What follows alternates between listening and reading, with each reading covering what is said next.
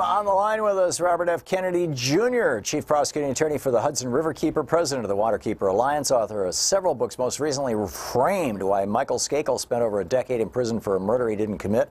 His website, robertfkennedyjr.com, and you can tweet him at Robert Kennedy, Jr. Bobby, welcome back to the program.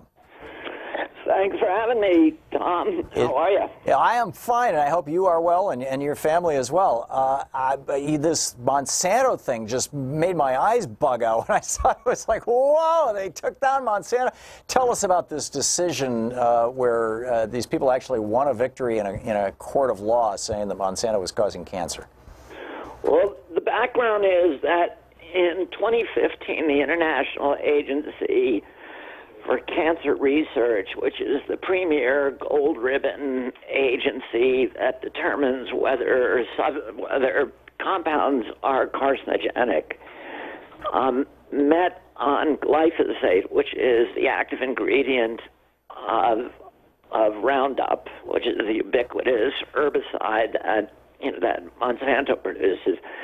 And they made a determination that it is indeed a probable human carcinogen and a definite animal carcinogen. That finding triggered a number of regulatory changes. For example, Prop 65 in California, which is the labeling law in California, is connected to IARC, so that if IARC makes that determination, automatically that substance has to be listed in California stores and retail outlets as being carcinogenic, and a warning has to be attached to it.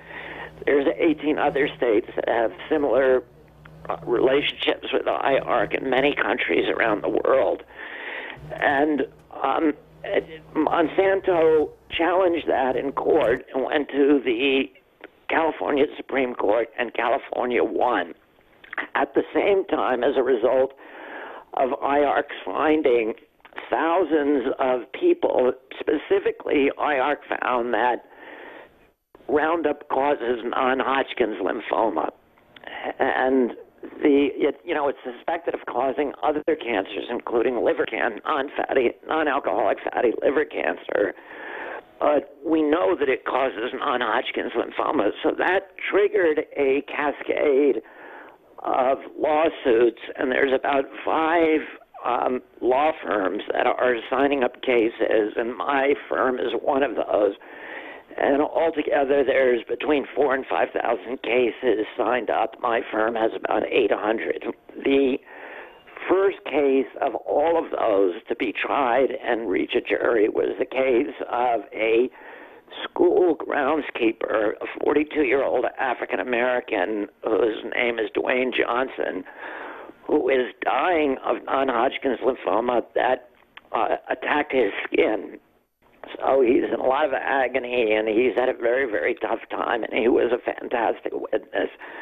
We pushed that case to the front of the group because he only has, at most, the doctors say, a year to live, and we wanted to try the case while he was still alive.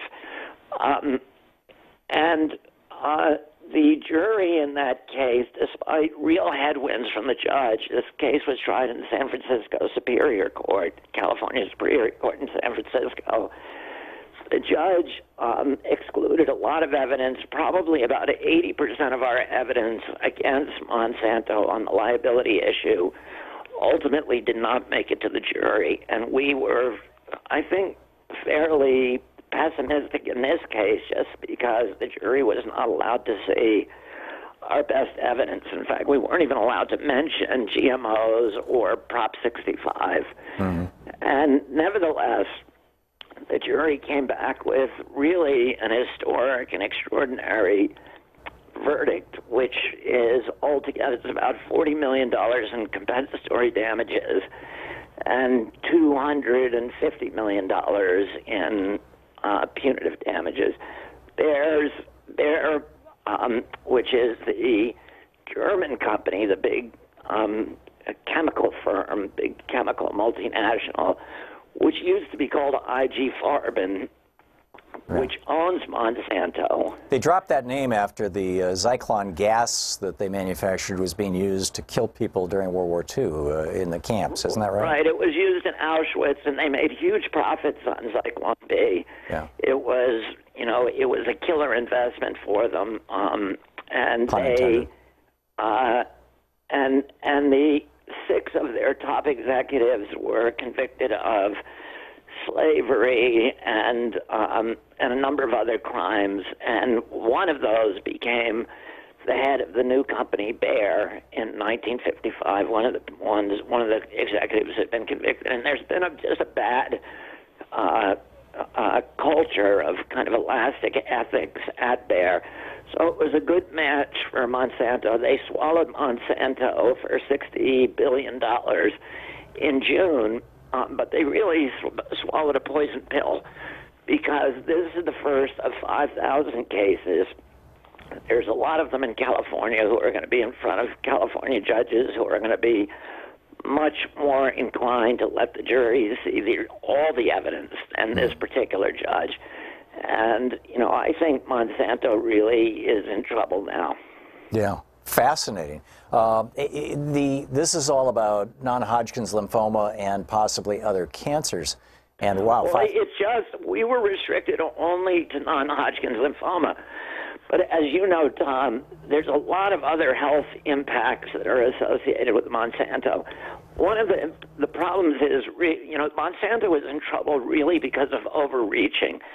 For many years, Monsanto has become the premier herbicide on Earth through, manipulation of by growing 2 businesses at once. Its GMO business, which made Roundup-ready crops like soybean, wheat, corn, and other ones. So those crops are resistant to the herbicide, to Roundup. So you can literally saturate the landscape with this herbicide. It kills everything it touches except those crops, and those crops then will grow without competition. So that's very attractive, and that had been its business model. But about in 2014, it began, Monsanto developed an off-label use for Roundup. It began going to farmers and saying, not only are we good for weed control, which you spray at the beginning of the growing season so it doesn't ever get on the food, but also you should spray us at the very end of growing season, at the harvest, because it turns out that Roundup acts as a desiccant. It dries out the crop and makes it much easier to remove it from the field. So for the first time, they began spraying Roundup on food, literally on the food before it's eaten. This was I'm wondering if I can line up the timelines here, Bobby. Back in 2001, I developed, in quotes, celiac disease. If I eat anything with wheat in it, it's like having a severe case of food poisoning.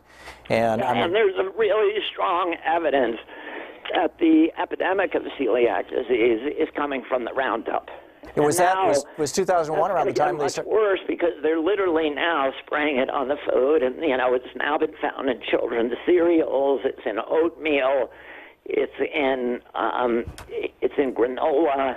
It's in virtually all children's cereals. It's in our food. It's in vaccines. It's in our water. It's in plants and animals and mother's breast milk. So it is ubiquitous. It's everywhere. So there's a lot of science now going on, and the science is saying, look, this stuff is probably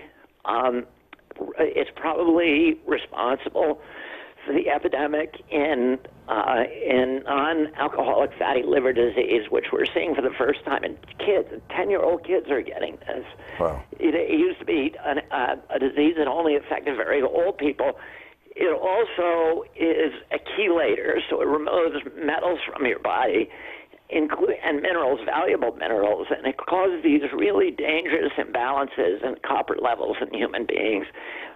It's an endocrine disruptor. It destroys the microbiome in the human's gut, and that causes brain inflammation. And so there's a whole constellation of these illnesses that are associated with exposures to glyphosate. And the ubiquitous nature now of glyphosate means that a lot of people are experiencing these illnesses. That's amazing. So we're talking with Robert F. Kennedy Jr., the Chief Prosecuting Attorney for the Hudson River Keeper, President of the Waterkeeper Alliance, author of several books, and the guy who took Monsanto to court and won.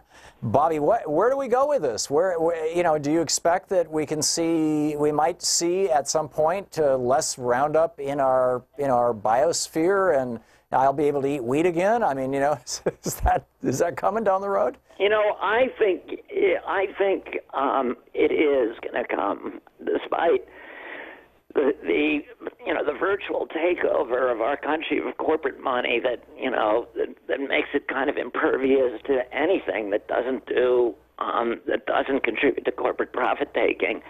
I think the European countries, which still have something left of their democracies, are all looking at banning glyphosate or not relicensing it.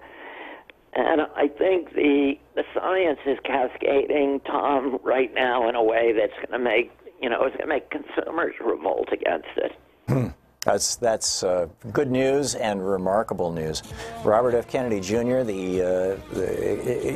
Bobby, you are extraordinary. I got to tell you, you are absolutely one of my heroes. Thank you so much for dropping by our program today and for picking up this case. Thanks, Tom. Thanks a lot. You're my hero. Thank you. Back at you. We'll be back. Bobby Kennedy Jr., his most recent book, Framed. We'll be back.